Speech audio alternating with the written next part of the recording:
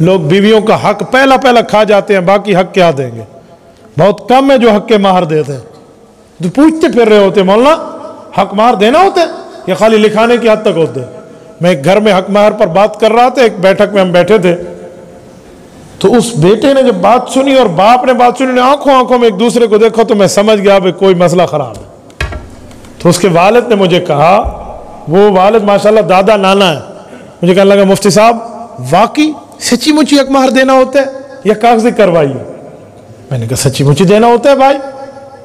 اچھا سچ دینا ہوتا؟ تو اس کا بیٹا اسے کہتا ہے ابا میرے پلے تو لے لے تو دے دے اماں نو۔ انہوں نے کہا مجھ سے لے کر اماں کو دے دو، اللہ کے لیے ہم تیری اولاد بیٹے اور تو نے ابھی تک حق مہر بھی نہیں دیا۔ میں نے کہا نہیں میں نے دیا، ادھر ادھر کر کے اس نے بات چھڑا لی۔ تو بھائیو یہ حال ہے ہمارا، لوگ حق کھا جاتے ہیں حق مہر۔ اور ہمارے ہاں میں اپر خیبر پختونخوا کے ایک ڈسٹرکٹ کی بات کر رہا ہوں، مجھے وہاں جانا پڑا اور میں نے حق مہر پہ بات کی تو ایک شخص نے حقیقتاً مجھ سے پوچھا بالکل سیریسلی، کہتے مولانا طلاق دینا پھر حق مہر دینا پڑتا ہے، کوئی طلاق سے پہلے بھی حق مہر ہوتا ہے؟ لو جی دسو۔ میں نے کہا بھائی طلاق دینے کے بعد کیا حق مہر ہوتے ہیں؟ حق مہر تو نکاح کے بعد رخصتی سے قبل دے دے بہتر یہی ہے، ورنہ کبھی بھی دے دینا آپ کو ہے۔ اور قرآن کریم کیا کہتے ہیں؟ اگر کوئی خاوند فوت ہو گیا اور اس نے حق مہر بیوی کو نہیں دیا تو کیا کریں گے؟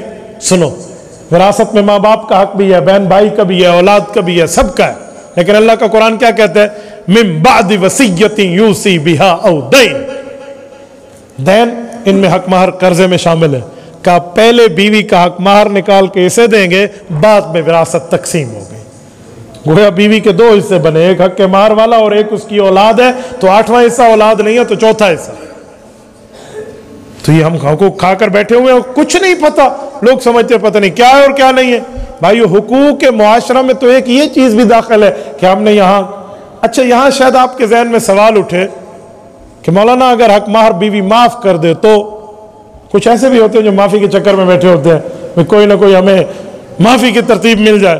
ہاں بھائی معاف ہوتا ہے اگر وہ معاف کرے، لیکن معافی کی بھی پورے اصول و آداب ہوتے ہیں، ایسے معاف نہیں ہے۔ لوگ کہتے ہیں معاف کر دو، معاف ایسے معاف سے معاف نہیں ہوتا، اس کو پتہ ہی نہیں ہے میں کتنے کی مالک ہوں، اس کی ملکیت اس کے ہاتھ تک پہنچی۔ یہ تو ویسے ہے، ایک بندہ لڑکیوں کو دیکھ رہا تھا، بد نظری بھی کر رہا تھا اور کہتا توبہ توبہ توبہ توبہ توبہ۔ میں نے کہا بے ایمان کم بخت، یہ کون سی توبہ ہے؟ بد نظری بھی کر رہا ہے اور توبہ توبہ توبہ توبہ، یہ توبہ سے مذاق ہے۔ تو بھائی ایسا کیسے معاف ہو سکتا ہے؟ آپ نے کہا معاف کر دو، اس نے کہا جی معاف کر دیا، اسے کوئی پتہ آتا نہیں ہے کہ میرا کتنا حق مہر ہے اور کیا ترتیب ہے۔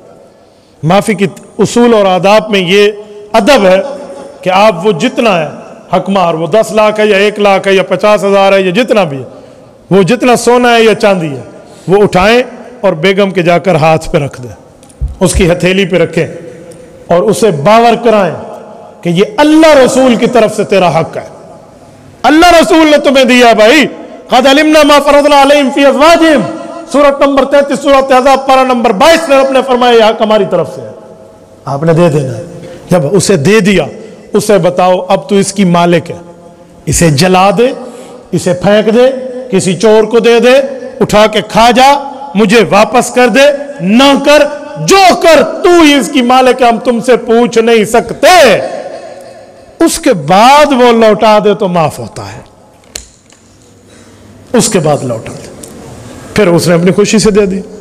لیکن اب پھر آپ کیا کہیں گے کہ مولانا اگر ایسے سمجھا کہ میں نے اسے دے دیا اس نے واپس نہیں کرنا، پھر تو اس نے واپس نہیں کرنا، تو جب نہیں کرنا تو آپ معاف کیوں کراتے پھرتے؟ تو بھائیو یہ حقوق میں بھی حق شامل ہے۔